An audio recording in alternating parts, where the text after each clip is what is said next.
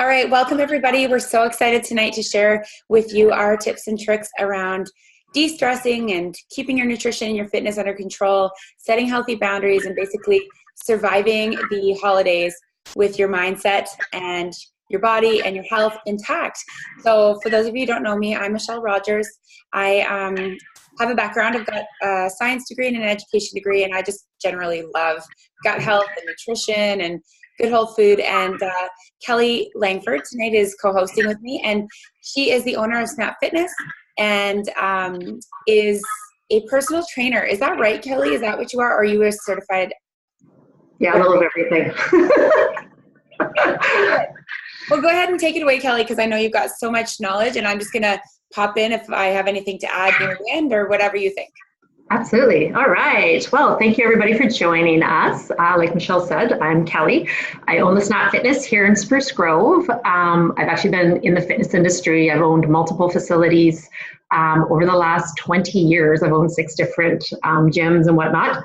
My background and love is fitness and nutrition. I started as a personal trainer and then, of course, kind of branched into the nutrition side of things. In the last few years, I've really been actually focusing on more. I've gotten certified in the psychology of eating as well as the neuroprofiling for fitness and nutrition, just really making that mind-body connection because it's so important. And I see with so many clients that are just focusing there on the one-dimensional, they're focusing just on nutrition or just on fitness, but yet it all comes together. So we need to work on all things, which I see especially come close to the holidays. It's hard, and it's hard for a lot of people. It gets stressful, like they get busy, and either everything goes just out the window, or we just get stressed about it and we put all this pressure on ourselves. So that's kind of what sparked all the information that we want to share tonight and kind of the tools and strategies that hopefully can help people navigate the holidays, but still feel good, still feel healthy, and find some peace, some ease and flow in their own life and in their bodies, because it's so important this time of year. And I know everybody's kind of at their own different spot in their journey with fitness and nutrition, whether you are on a program and you want to kind of keep going, working on your goals throughout the holiday season. Some people just want to maintain throughout the holiday season. Some people aren't even doing anything yet. They're looking forward to kind of getting that started to that January, and they just want to stay sane throughout the holidays. So with all the information out there, I know it can get overwhelming, which a lot of people, and it can be a source of stress, that in alone in itself. So even just like with this talk, with any information that you see and read, I just would invite you to just take what feels right with you, what fits where you are in your journey, and then just kind of file the rest away for later and use the information that applies to you now. And it doesn't have to be stressful. So I'd actually just invite you to, like, during this talk tonight, going into December in this busy season, and then hopefully even moving into the new year, I'd really invite you to give yourself permission to let go of all the shoulds and the have-tos, all those things that really create some of that stress for us, especially around the holiday season. You know, I should be doing this, I have to do this, I should have a perfect Christmas, my house should look amazing, I should look amazing, my kids should be perfect, I have to get all this stuff done. You know, like all of that stuff, right, that we put our pressure on us during the holiday season. So let it go. Let everybody just kind of choose what works for them, their bodies, their families, and what makes you happy. So with that, I guess how I work with, I coach with my clients, is giving simple strategies. I really believe simplicity wins the game every time. It doesn't have to be complicated. Simple strategies that are interconnected, that affect all the areas. So simple things that have the biggest impact, right? I think it makes sense for everybody to do. And the number one area that I always start with clients is sleep. Now, I know, like I always say, it's not sexy, and I get it. People roll their eyes at me when I, really try to dive into how their sleep patterns are. They're like, yeah, I sleep fine or whatever. Or I got kids. How do you think I sleep, right? Like, because we all get that. But the number one thing is sleep. Your quality and your quantity of sleep affect absolutely everything when it comes to how well your body functions, how well your brain functions, and how connected that is. You know, I have clients that can be struggling, fighting through eating the best nutritionally balanced meals. They can be working out, but not getting results. They still have the emotional eating, the cravings, the lack of willpower, lack of motivation, simply because they're not getting enough sleep. It can have that big of impact. So there's some simple tools that can kind of help you, some habits and strategies to get better sleep. And I would just invite you, again, I get it with the busy holiday season. We've got Christmas parties, people are shopping after work, you're trying to get stuff done, but we don't have something going on every night typically. So just on those nights you don't, really make your sleep a priority on those nights at least, because then it's going to help you just at least kind of just either stay even keeled or maybe, get ahead of the game if you can a little bit. So on those nights, like I said, when you don't have anything going on, those are the nights, yes, if you have little ones, when you put them to bed, let go again of those shoulds. I should be cleaning my house. I should be doing this. I should be doing that. And go to bed too. Take advantage of those nights where you don't have anything on the go. Put your kids to bed. Go to bed yourself a little bit earlier if that's kind of what you need to do. But when it comes to getting good sleep quality, there's certain things you want to do, and that is number one is darkness. A lot of everything, all the tools that I use are everything that kind of science has been proving over the last little while. Number one is dark. The darker your room, the better. It's going to be for getting that shut down and for how your brain's going to quiet itself down. Number two is cooling the temperature down in your room. So you want your room to be cooler at night because your brain does need to drop a few degrees at night in order for it again to do its shutdown process and get the best benefit of your sleep. So if you can kind of keep a lighter blanket, sleep with lighter clothes on, a hot bath is actually ideal because what that does is it warms you up, but because your blood is flowing to your extremities, it's going away from your brain will actually cool down. So that is, if you're having problems sleeping, that is actually one of the best things you can do because even though it's a warm bath and it's nice and warm and you feel cozy and relaxed, it's actually cooling your brain down. So it's helping that as well. Ideally, if you can, 10, 15 minutes is ideal, but I get it. I'm a mom. I'm a single mom with 2 kids. I know at bedtime and my wind down time, sometimes if I can get 1 minute of just quiet time and just time to breathe, hallelujah, I'll take it. So if it's 10, 15 minutes, ideal, great. You can do some meditation. You can just do some quieting, some undistracted time where all your devices are off, lights are off, and even if you're just taking a few deep breaths and just kind of going into that relaxing state, is going to be ideal for you as well. The other strategy that is suggested is sleeping naked because it does promote, it's better for your body temperature regularity. It actually promotes better body image, better connection with your partner if you have one, which can be a call in itself another day we can go dive into. But so there's simple tools that way that can help improve your sleep. So number one important thing. Michelle, do you have anything to add on sleep? Yeah, one of the things I like to talk about with sleep is just this is a new area of research or newer. And what they're really showing is that the hours that we sleep before midnight in particular is where our body is generating hormones that we're going to be needed for the next day. So right now, I know it sucks to go to bed when the kids do. Like moms, I get it. That's our us time when it's like, okay, the kids are down now. I can watch a show or I can scroll my phone or whatever. So make sure you are at least, like Kelly said, a few nights a week going to bed at a reasonable time so you can catch up on that sleep and get your hormones in for the next day. It makes such a difference for your stress levels. And like she said, also with the phone, one of the things about smartphones right now is they're emitting a blue light. So there is a night mode. You can switch it to yellow, which is less stimulating to the nervous system. But also, like she said, just not have that a part of your bedtime routine. Plug it in and then go do your thing, either 15 to 30 minutes where you're washing your face, gearing down, taking some deep breaths, doing the gratitude practice, whatever you can give it, even if it's 5 minutes, honestly, it's just like time to tell your brain, okay, brain, it's time to go to sleep. Just like you have a bedtime routine for your children or when you were a child, we still need it as an adult. So yeah, really just honoring that time of regenerating our hormones for the next day. That's all I've got, Kelly. Absolutely. Yeah, exactly. Because it's those hormones that if they're out of whack, that create that emotional eating, you're craving the foods, like everything I talked about in the beginning, your poor motivation, low mood and all that kind of stuff. And that's all comes from your hormones, and sleep is a huge regulator for those. So it can make a huge impact in your day and how you feel mentally, physically. Strategy number 2, physical activity. Yes, I own a gym, but I don't mean you have to be slugging it out in the gym every day. You don't have to be doing intense workouts. But I think we can all agree, the research is solid, that physical activity is so important.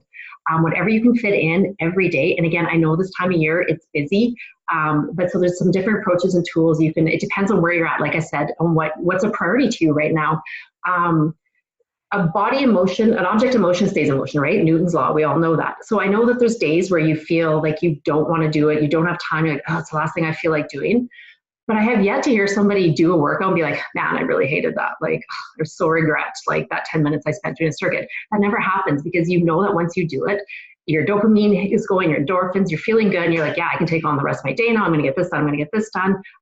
It just helps boost everything and gets you going. So like I said, an object emotion stays in motion. So once you get that workout going, it's going to kind of set the tone for the rest of your day. So if you can get in the workout in the morning, ideal.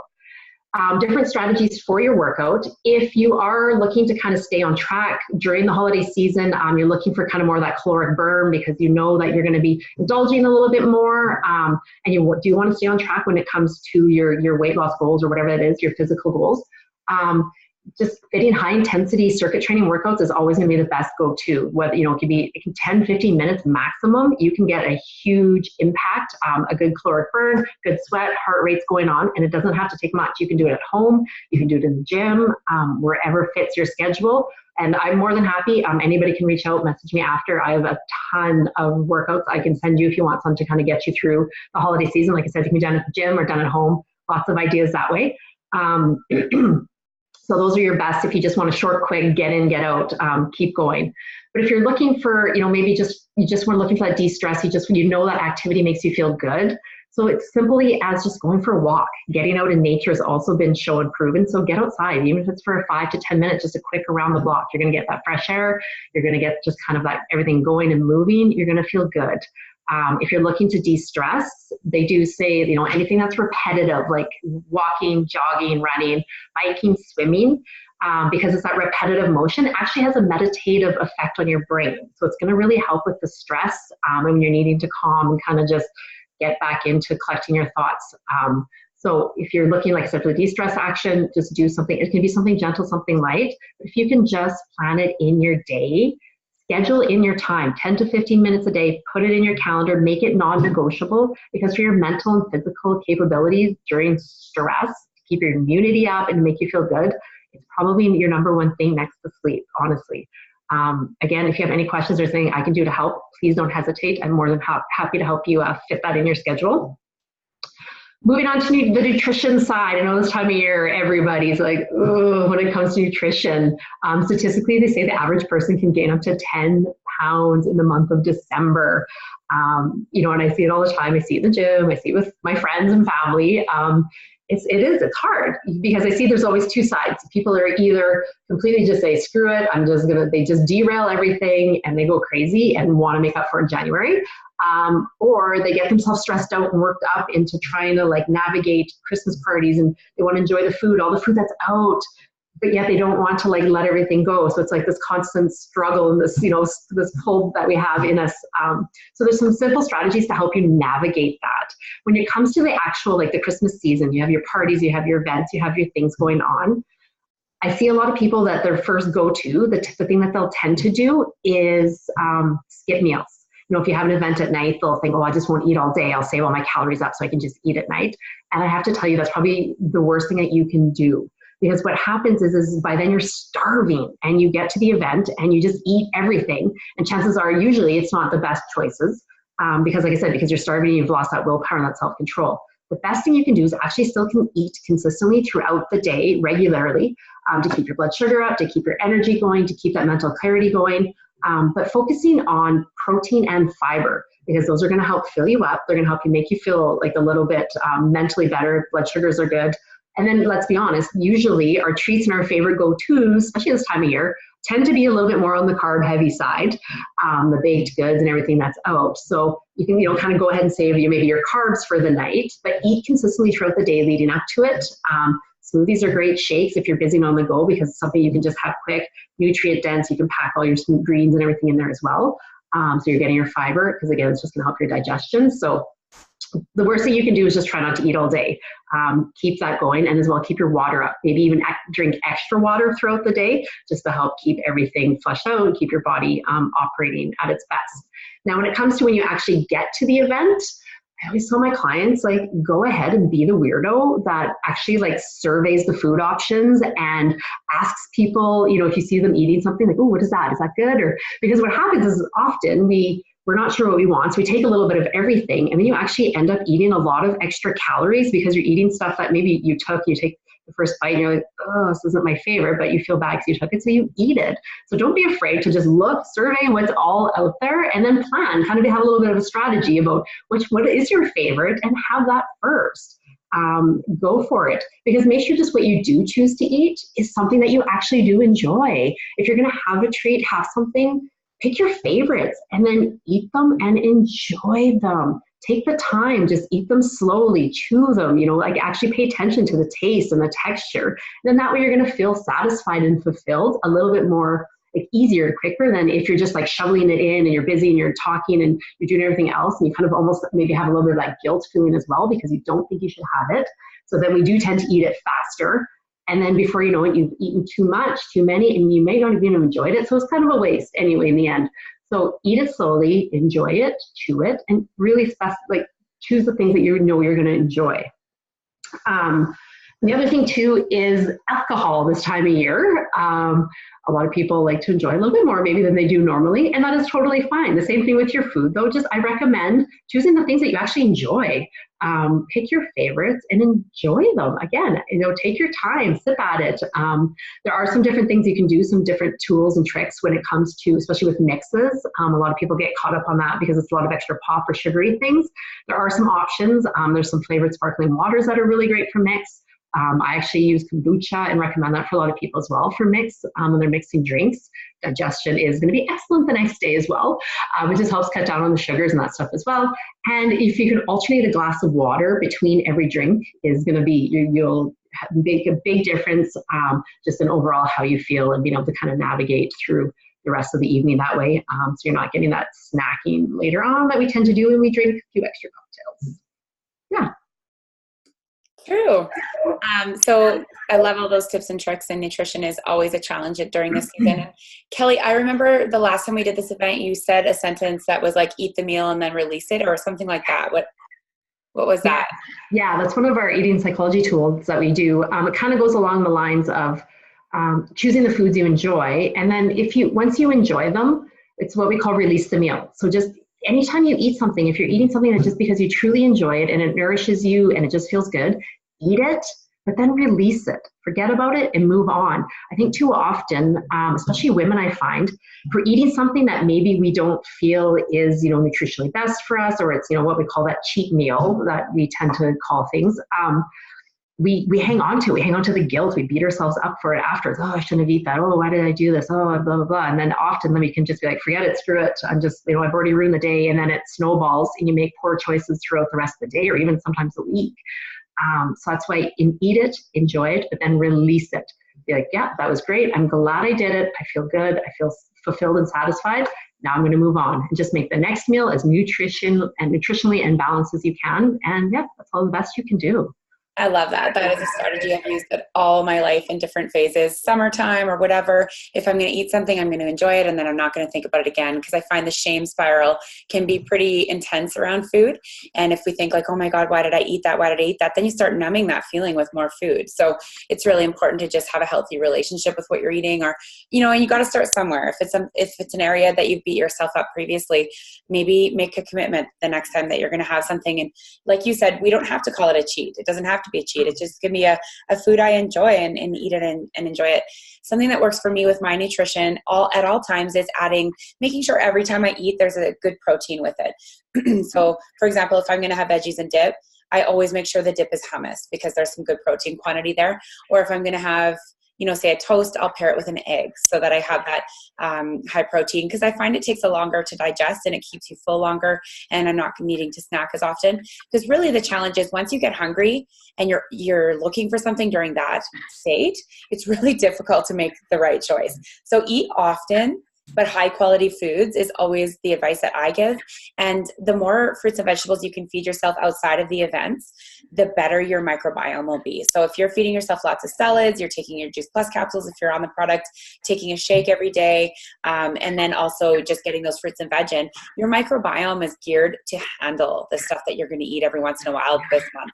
And it can totally process it, and it's no problem for it. So just really keeping in mind, okay, well, I know I've got these events, the next few nights, but during the day I'm going to try to do pretty good and eat a lot of protein during the day to keep yourself full, and never let yourself get hungry around that food. If you're going to an event and you're looking forward to it, go for it. But if you are trying to watch because you've had 5 in a row, then just have some good snacks through the day and don't let yourself go into an event absolutely starving, and keep that microbiome healthy. That's the best thing that I can always say. And if you're wanting to get back on track after the holiday season, we've got a wonderful program called The Shred. It's running January 7th. So kind of after the kids get back into routine and after all those treats are happening. Because for me, I like to be able to just go with the flow the entire time the kids are home. That's just my thing with eating. And not go crazy, but just not be on a strict regime either. But on the 7th, I like to really get back to it. So the Shred is a really amazing program where you take 2 shakes a day, you take your Juice Plus capsules, and you eat a lot of whole food. You avoid gluten, dairy, processed foods, sugar, alcohol, and caffeine for 10 days because you starve out the bad gut that's been in charge of all of your crazy cravings. And as a result, when you come into January after that Shred, you're just going strong. And you're just like really good with your cravings. And the results of the Shreds, they're long-term. This is a long-term like lifestyle program. Really teaches your body how to crave good food. And it's just awesome because for months afterwards, your microbiome is in check and so are your cravings. So that's what I would have to say in the nutrition pillar. As far as the activity, Kelly, I love what you said for what works for you. Like, last night I went out with the kids into the garage and we played hockey. I went downstairs and played mini sticks with them. It's not tons of activity, but it gets my heart going, and I was sweated up afterwards. It was 15 minutes. I felt good about it. It felt good to spend quality time with them, and that's what fits for me right now. And so it just literally can be anything. Go run in the backyard with your kids, have a snowball fight, whatever it is that fits into your day. You'll feel it'll show up in your parenting style as well as your fitness. That's all I would have to say about that. So go for the next one. Absolutely. I agree with that too. My mantra is something is better than nothing. That goes with your physical activity. It even goes with your nutrition. Like if you get one green smoothie in a day, better than nothing. Or if you add one veg or one good protein to every meal, again, something's better than nothing. It's the 80-20 rule. I think we both agree with that. Michelle and I have talked about that before. So if you just strive for the 80-20 rule, 80% of the time, you are, doing something active and you're eating well. The 20% of the time, yes, enjoy it, relax, enjoy your favorites. Don't just beat yourself up because, majority of the time you're eating good and your body will function, it'll adapt and you'll be fine. It's just once you let go of that stress though. So with the microbiome too and with the Shred, I know a lot of my clients that have been using it recently love it because they're really being able to identify after they've cut all those foods out and then they slowly start to introduce the foods, which foods that they were actually eating that maybe weren't working for them that well. I had one client recently and she was like, I didn't realize I was reacting that much to dairy. She's like, until she completely cut it out. Then she brought it back and was like, oh, that's why I've been so tired all the time. And that's why my skin was gross for so long. So it's a really great tool for that, which I love. That just gives you a little bit more awareness of what foods, how your body's responding to different foods. So huge tool for that too. The other aspect with the health into the Christmas holiday season is our mindset. Obviously, we know it can be the busiest and most stressful time of the year, unfortunately, because it's also supposed to be the happiest, the most quality time you spend with friends and family that you might not ever see any other time of the year. But we get so busy. Again, it's with that shoulds and the I have tos and because we feel like we have to have these perfect Christmases and everything needs to look like the Hallmark card and whatnot. And so we often, I know I've seen it, grew up with my mom. She'd be burnt out by the time Christmas Day was here and didn't even get the chance to enjoy it. So just really, the only thing I can say is set boundaries. It's okay to say no. You don't have to go to everything. You don't have to attend everything. I think a lot of people, every year I talk to people and they're like, this is the year we're just going to really, cut back on everything, cut back on the busyness, cut back on the presents. But then every year, everybody gets overstressed, pulled in too many directions. And I think, we talked about this at a live event. It's almost like we just need people to actually take the charge and take the lead and just start saying no to things because everybody's thinking it. So it's just like, don't be afraid to say it because chances are the people around you are thinking the same thing too. So by you saying no to things and saying, you know what, that just doesn't work, or you know what, we got to cut back somewhere, you're giving everybody else permission to do the same thing. And I almost feel like it's like that ripple effect. And we kind of everybody needs to just start doing that. And then it's going to spill over.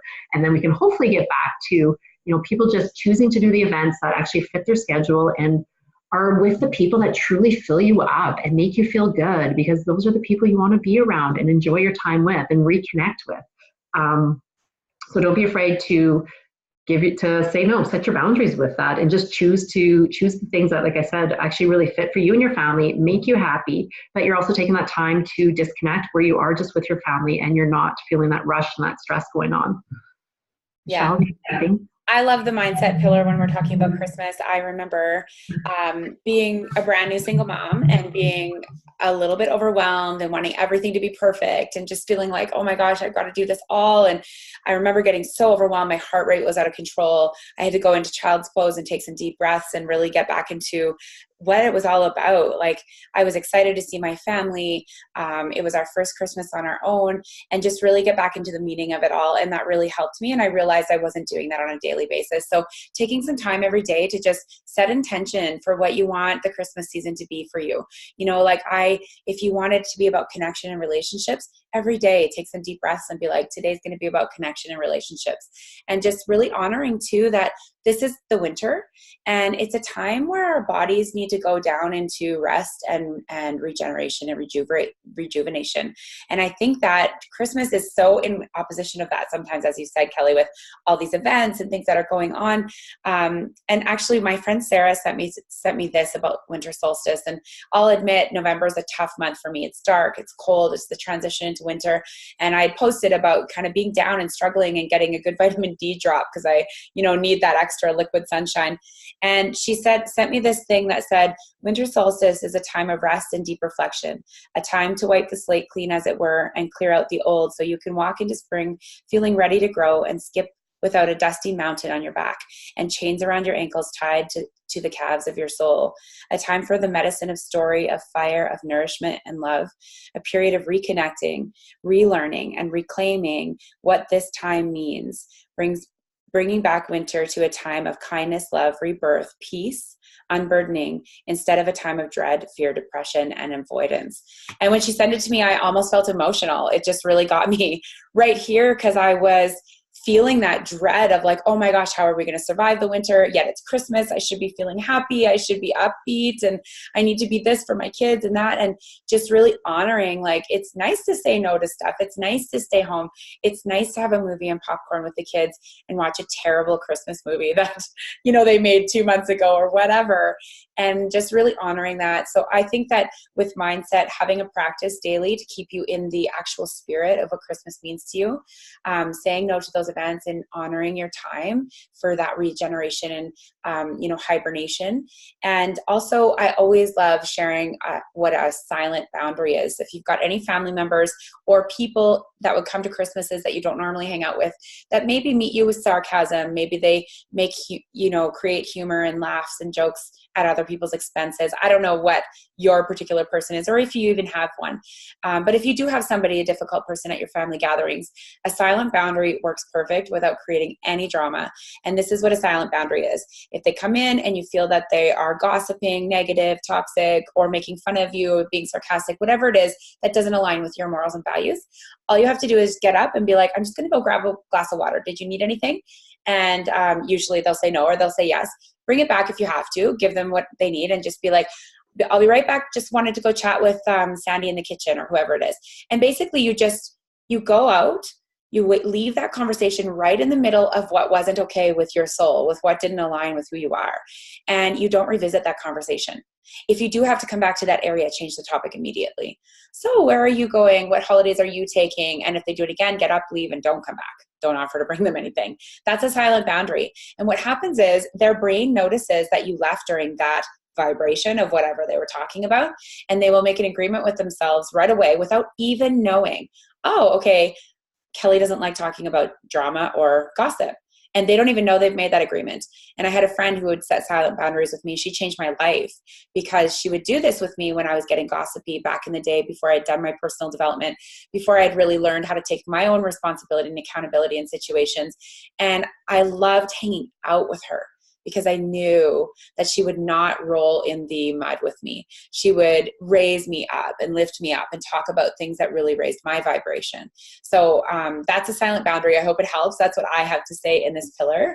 And Kelly, do you have anything else to say before we end the call tonight?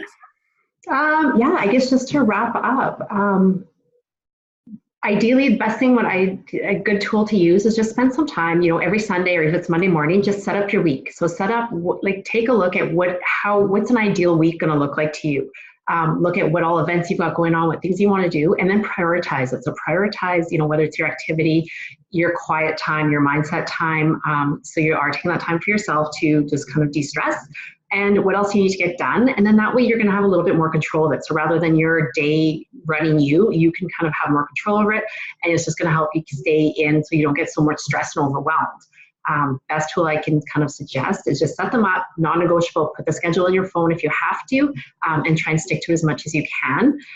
And at the end of the day, we talked about this the other night, things are going to happen. So instead of getting caught up again with how things are running, like, as I get it, we've all had those days where it's like December 22nd and you don't remember the last time your kids had your bath. You don't know where you're supposed to be. You probably had shortbread cookies for breakfast and you just feel like you've lost control.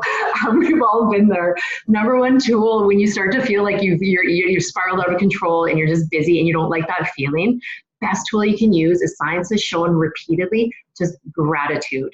Just stop whatever you're doing, or whether it's at night before you go to bed or in the morning, and just write down 4 things you're grateful for. It can just be simple. It doesn't have to be big, because everybody just says that just helps bring you back to centered, bring you back to focus, what's important, looking at those little things. So the big overwhelm, the big picture of Christmas and, everything that comes with it, it's just going to help you kind of just take that little bit of breather. So that's kind of the easiest, most simplest tool at the end of the day. If you can't get your workouts in, your nutrition's derailed, you just let your family, everybody else get to you, just stop and do some gratitude exercise. It literally will be the number one, just flip the switch, just change everything, get you back on control. So it's kind of your simplest tool that I can then offer you guys at the end of the day. That's awesome. I can't think of a better way to end the call. I'm going to stop the recording. Kelly, you were amazing. Thank you for all your wisdom. And thanks to everybody who came tonight.